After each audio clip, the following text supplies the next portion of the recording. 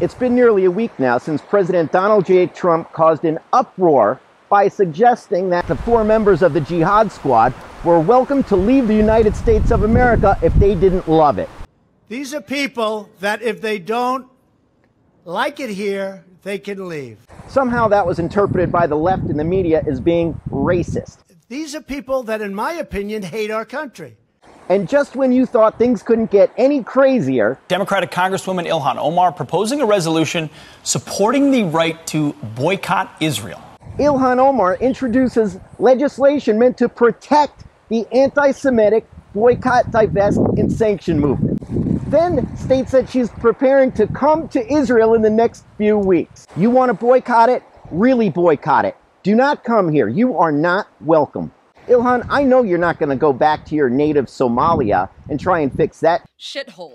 But if you're going to come to the region, why don't you go to the country behind me, Lebanon, where there's real apartheid? Why do I say the BDS movement is anti-Semitic? Because every country in this region has greater violations of human rights than Israel does. Yet Israel, the only Jewish state, is the only target of the movement. By definition, that is anti-Semitic. She's talking about justifying and legitimizing the right to discriminate against Jews because of their relationship to Israel. The BDS movement strictly targets businesses owned by Jews.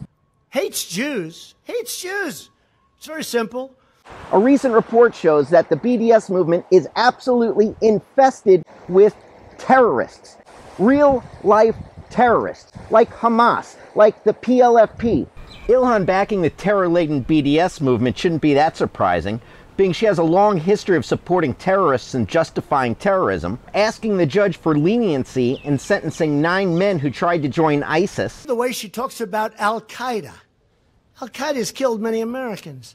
Every time the professor said Al-Qaeda, he sort of like his shoulders went up and, you know. Yeah, he's in command here. Al-Qaeda. When she talked about the World Trade Center being knocked down, some people, you remember the famous some people? Some people did something? Absolutely nothing good can come of ILHAN Omar coming to Israel.